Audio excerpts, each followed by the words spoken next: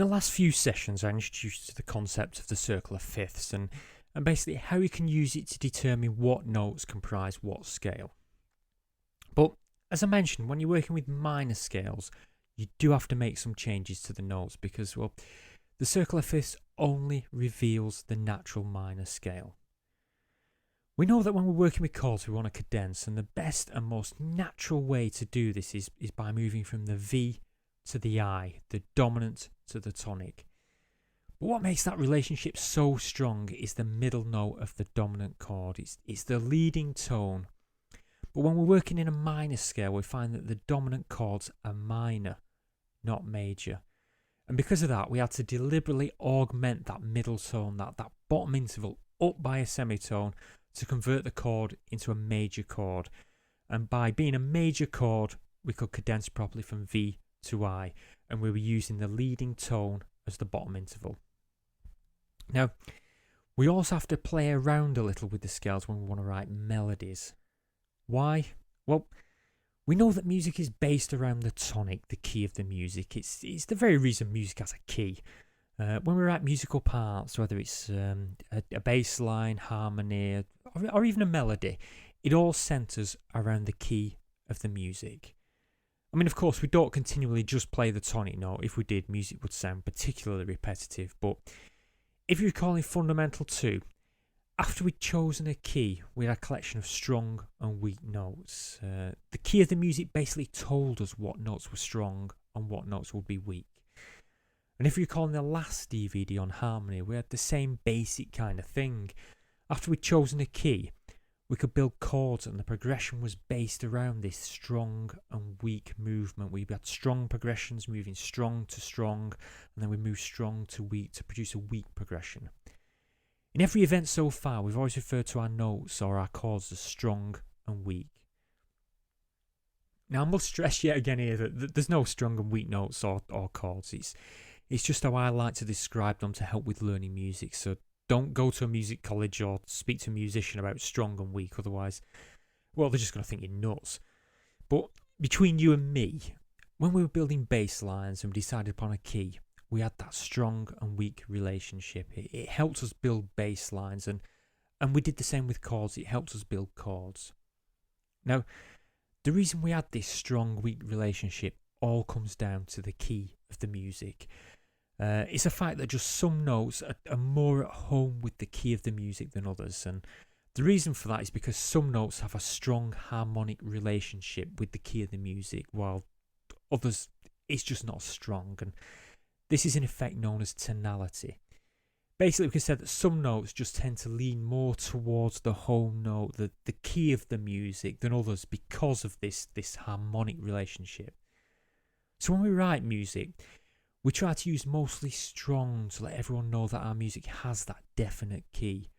But we also tend to mix in some weaker notes or chords so that we don't sound too nursery rhyme-ish, so we don't sound too childish or predictable in the music. So let's say, for example, we're going to write a piece of music and we're starting with a chord progression. Well, the first thing we want to do is choose a key. So let's choose G minor. Now, looking at the circle of fifths there, can you tell me what the notes in G minor would be?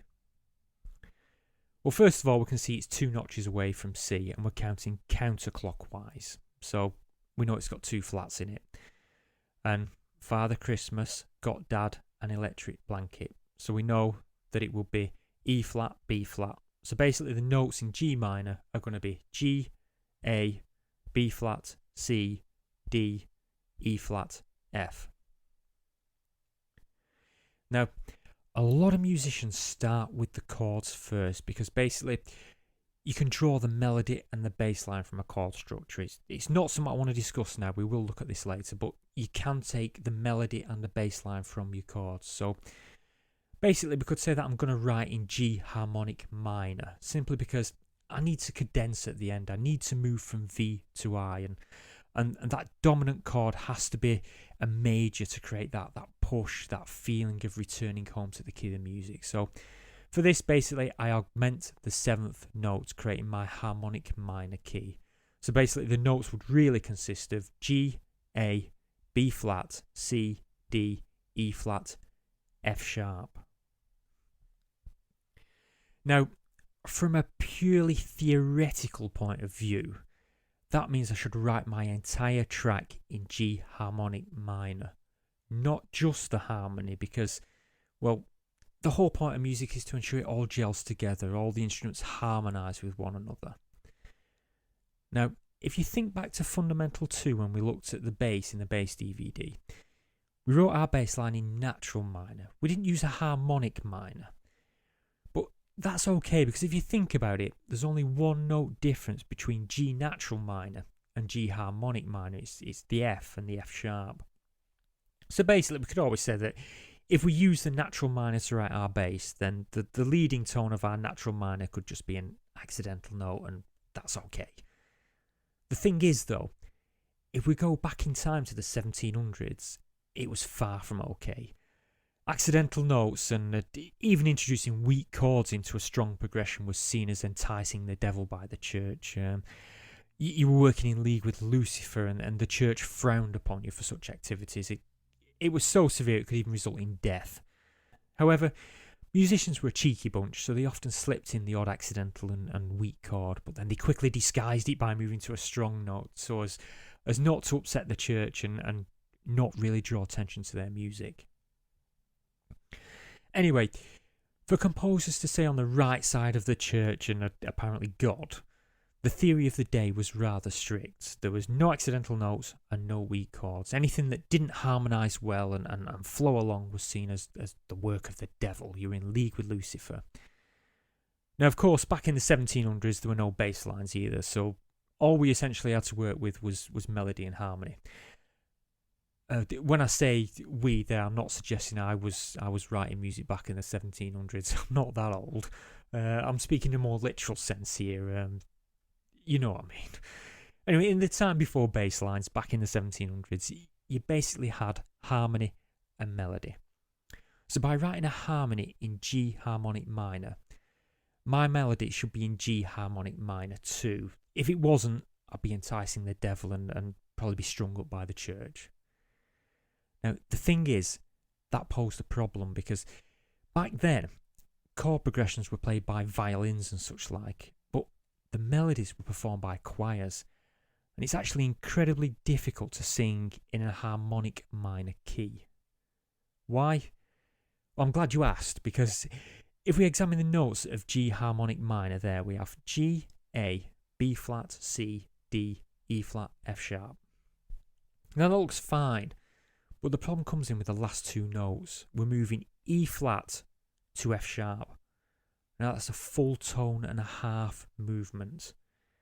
You see, the thing is that we as humans like to sing and perform in either semitone or tone movements, and if you ask us to move up a tone and a half, well, it's actually incredibly difficult to perform. Even our best performers today, and by that I'm excluding Miley Cyrus. Why is she making music and films? It just annoys me. Anyway, even our best performers today find it incredibly difficult to move by a tone and a half. Believe me, if you write a track for a vocalist and only move by semitones, they'll love you forever. If you move mostly by semitones, they'll like you a lot. If you move mostly by full tones, well, they'll put up with you. But if you move by a tone and a half, they probably wouldn't even turn up for you. Maybe that's my mistake. My vocalists seem to refuse to turn up half the time. We're shopping.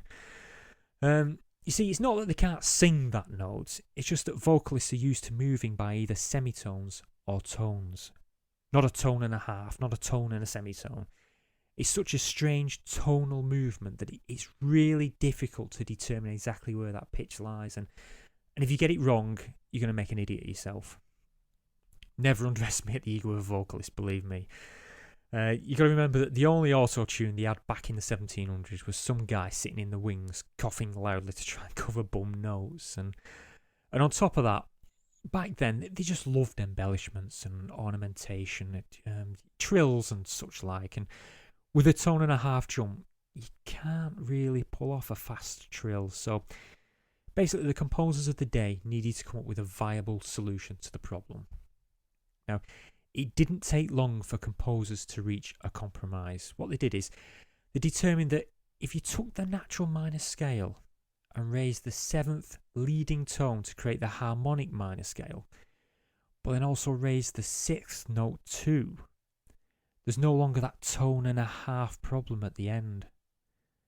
Now, this solved the problem because it meant that choirs could perform the melody and the music remained harmonious because, well, the melodic scale maintained the augmented 7th tone, and because the music remained harmonious, the church were fine with it. Now, you're probably going to be sat there thinking, well, why is this relevant to today's dance music? Well, the thing is, when composers began to use this new scale, they noticed that the augmented 6th and 7th notes really added something special to the music. It injected kind of an additional drive and energy that the natural scale just didn't have. And the melody seemed to exhibit more of a tonality. It leaned more towards the key of the music. And it's because of that energetic tonal feel that we still use that melodic minor scale to this day. But there's an important caveat here, and the thing is that whilst the melodic scale sounds fantastic when you're playing up the scale, it sounds really weird when you move down the scale. If you play down the scale with an augmented 6th and 7th, it just sounds weird. It sounds rushed, a bit tense. It ruins the feel of the music, and choirs struggled with that movement too. Now, the composers of the day, 1700s, quickly realised that, so they came to the conclusion that if they're playing up the scale, they'd augment the 6th and 7th notes, but if we're playing down the scale, they'd revert to the natural minor. So have a listen now to how the melodic minor is different from the natural minor. I'll play up now. This is the melodic minor.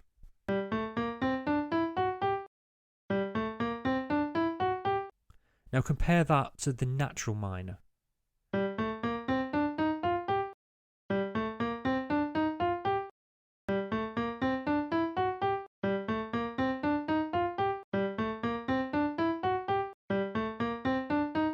Can you hear there how the melodic minor has more of a drive? Now, because of that, ideally you should write your lead instrument, whatever that lead is, using the melodic minor scale.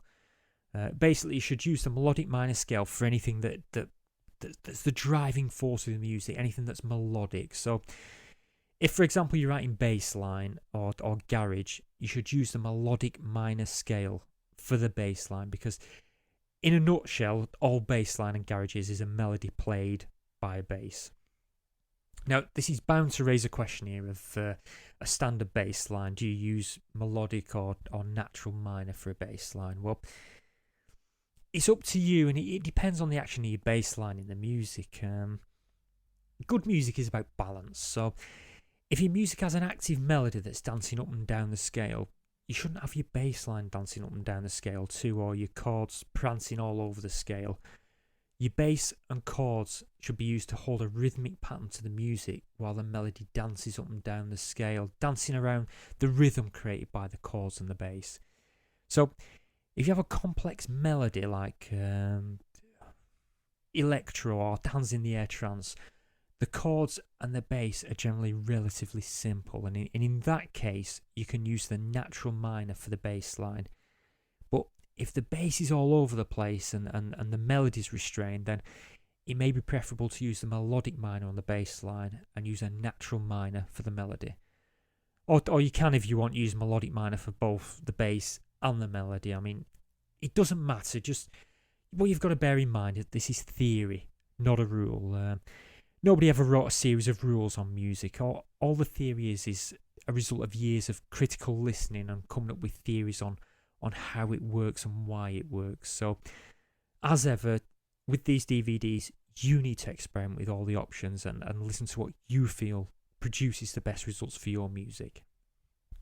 Now, staying with the subject of theory for a little longer, and before we move on to the next session to look at the circle of fifths again, I do want to introduce you to a little known concept known as the major melodic scale. Now, I bet very few of you have heard of this one. Basically, in this scale, the 6th and 7th notes are flattened. Now, if you're thinking about this, it means that we're potentially introducing a problem here, because we're diminishing the seventh note of the scale. We're dropping it by a semitone, and that's our leading tone. And remember that the leading tone to tonic has an incredibly important relationship. Now, this is why the melodic major scale is rarely heard of, because it doesn't tend to resolve itself quite right. It gives off more of a, how can I describe it? An Eastern feel to the music, or, well, I think it does anyway, but I thought it's worth mentioning here in case you wanted to give it a go for your music. You know what I mean? Give it a try and see what you think. You might think it sounds absolutely fantastic. I'm not going to play it for you because, well, I'm not doing your job for you. You play with it, see what you think and how you think it sounds. And on that note, what I want to do is I want to move on to the next session, where I want to look a little deeper at the circle of fifths and how it can help us when we're writing melodies and music.